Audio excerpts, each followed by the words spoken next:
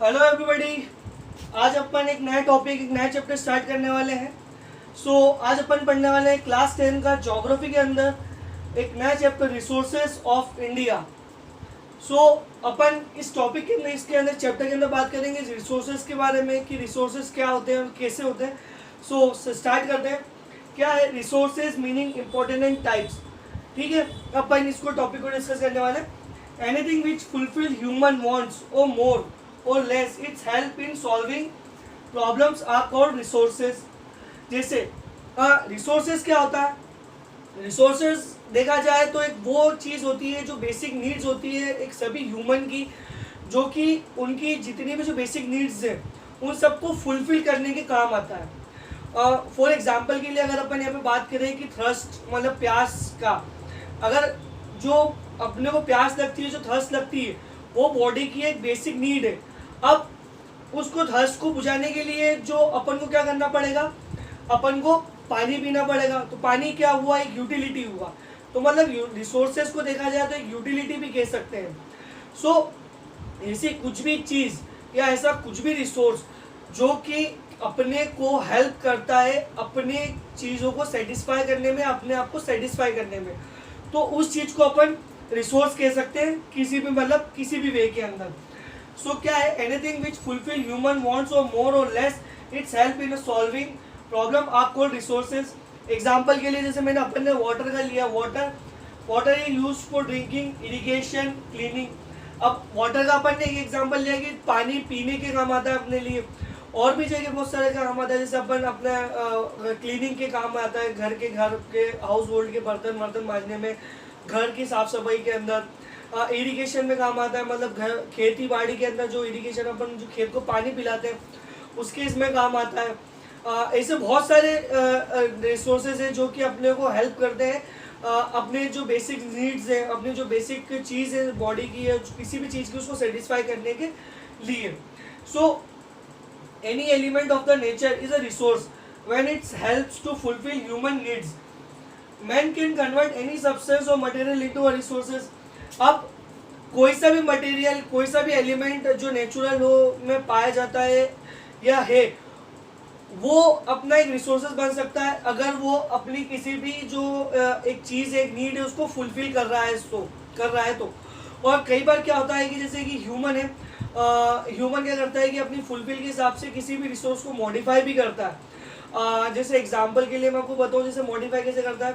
आज से लाखों करोड़ों साल पहले की अगर बात की जाए तो सोना आपको पता है कि मतलब मिट्टी के अंदर ही, मतलब जमीन में रहता है। आयरन भी रहता था, करोड़ों साल पहले भी था और आज भी है।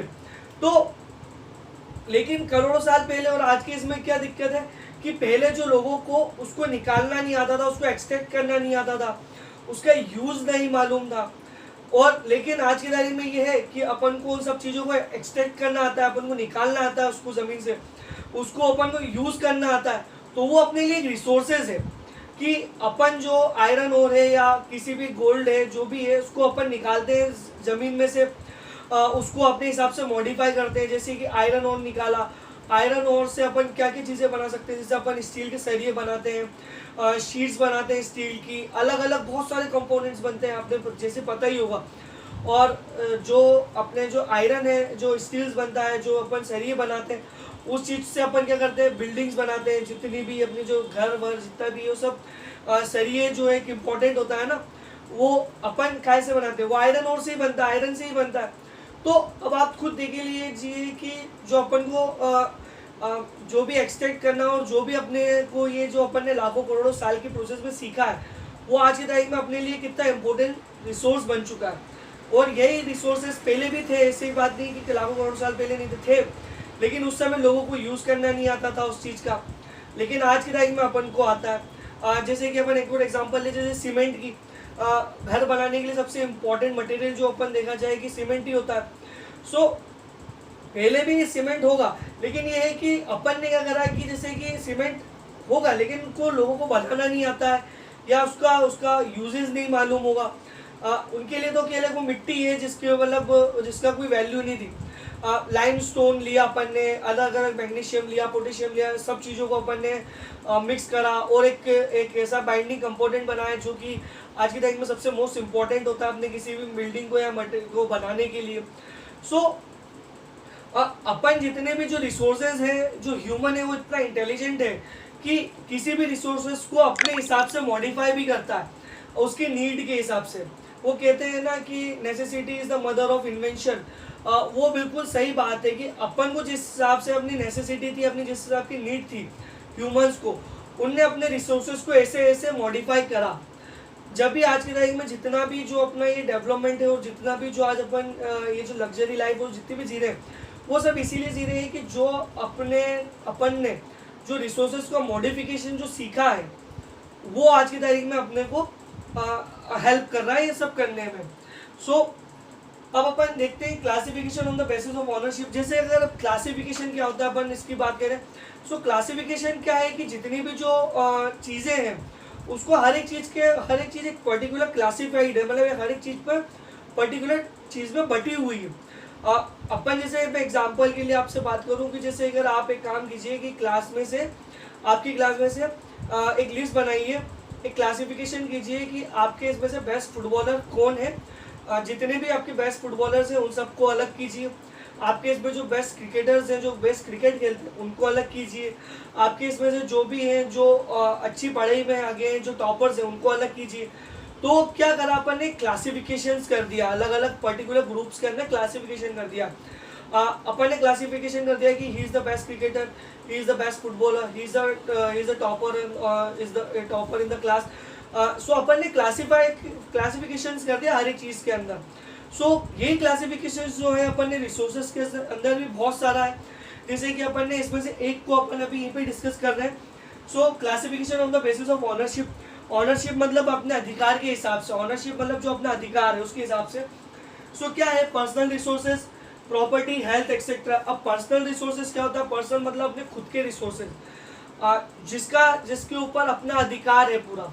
पर्सनल रिसोर्सेज कैसे, इन द सेंस मतलब जैसे कि आज के टाइम में कोई सी भी आपकी, जैसे आपका घर हुआ, जो आपका एक रिसोर्स ही तो है, मतलब वो आपको हर एक वेदर से बचाता है, बारिश से, ठंड से, सब चीज़ मौसम से बचाता है। तो वो आपका एक रिसोर्सेज है जो आपको एक हर एक चीज़ में फुलफिल, आपको हेल्प कर रहा है किसी भी चीज़ के अंदर सर्वाइव करने के अंदर। तो वो आपके लिए एक रिसोर्स ही है। तो घर आपका है तो वो आपका एक रिसोर्स हुआ। हेल्थ, आपकी हेल्थ, स्वास्थ्य अगर आपका अच्छा है तो आप आगे जाके मतलब बहुत अच्छा काम कर सकते हैं, सब कुछ कर सकते हैं। तो हेल्थ भी आपका जो एक पर्सनल रिसोर्सेज हुआ। कहते हैं ना हेल्थ इज़ वेल्थ, तो वो इसीलिए कहते हैं कि हेल्थ इज़ वेल्थ, क्योंकि वो एक आपका पर्सनल है। आपको आपकी हेल्थ का खुद ही ध्यान रखना पड़ेगा, कोई और नहीं है जो आपके स्वास्थ्य का ध्यान रखेगा, आपको खुद को ही रखना पड़ेगा। तो हेल्थ इज़ वेल्थ, तो हेल्थ भी आपका एक पर्सनल रिसोर्स भी ही है। अब बात करते हैं national resource, wealth of a nation, military power, और एक और होता है उसके अंदर बहुत सारे अलग अलग होते हैं। जैसे नेशनल रिसोर्सेज के अंदर क्या आता है, जैसे कि wealth of a nation. Wealth of nation मतलब नेशनल लेवल पे बात करें, जो देश की बात की जाए, तो अब देश के अंदर क्या होता है कि देश के रिसोर्सेज क्या होगा, किसी भी देश का रिसोर्स होगा, उसकी आर्मी, उसकी मिलिट्री, उसके पास देश के पास में कितना पैसा है, उसकी इकोनॉमी कितनी स्ट्रांग है, वो किसी भी एक देश का रिसोर्स होगा। अगर किसी भी देश के रिसोर्स जो है, अगर जैसे मिलिट्री हुई, वो बहुत स्ट्रांग है, पावरफुल है, तो ये है कि अपन अपनी जो राइट्स है, अपनी जो चीज़ है, अपनी जो नीड्स है, उसको फुलफिल कर पाएंगे। अपन से कोई अपना अधिकार नहीं छीन पाएगा। और वहीं अगर अपनी इकोनॉमी स्ट्रांग होगी किसी भी देश की, तो वो भी अपने लिए एक बहुत ही बेनिफिट का काम है कि हाँ अपन कहीं मतलब जो देश है वो किसी भी देश से डरेगा नहीं, दबेगा नहीं, क्योंकि अगर इकोनॉमी स्ट्रांग है, पैसा है देश के पास में, तो वो भी अपने लिए एक रिसोर्स ही है, जो देश का रिसोर्स है, नेशनल रिसोर्स है। अब बात करते हैं world resource, physical and biological elements of the world for the welfare of Mankind. अब वर्ल्ड रिसोर्सेज क्या होता है कि कोई सा भी फिजिकल और एक बायोकेमिकल या बायोलॉजिकल ऐसा एलिमेंट जो भी अपने को, जो भी मानवता के हित में हो। फॉर एग्जांपल के लिए अगर अपन बात करें कि ज़मीनें हुई, अलग अलग जैसे कि बहुत सारे एलिमेंट्स हैं, जैसे एयर, ऑक्सीजन, ये सब तो वर्ल्ड वाइड ही है, पूरे देश के, पूरे दुनिया में ही है। तो ये रिसोर्सेज ऐसे हैं कि जो पूरे वर्ल्ड वाइड में है, जो कि किसी भी तरीके से किसी भी जो मानव सभ्यता को हेल्प करती हो। मानव सभ्यता को हेल्प करती हो उसे वर्ल्ड रिसोर्सेज कहा जा सकता है। सो अपन ने आज का जो वीडियो था उसके अंदर अपन ने हल्का सा एक इंट्रोडक्शन जाना कि रिसोर्सेज का मीनिंग क्या होता है, उसका एक क्लासिफिकेशंस के बारे में जाना। अपन और भी क्लासिफिकेशंस के बारे में बात करेंगे नेक्स्ट टॉपिक के अंदर, जैसे classification on the basis of nature, classification on the basis of their uses, अपन उस सब के बारे में भी अभी नेक्स्ट टॉपिक के अंदर डिस्कस करेंगे। So that's it for this today's video. So thank you.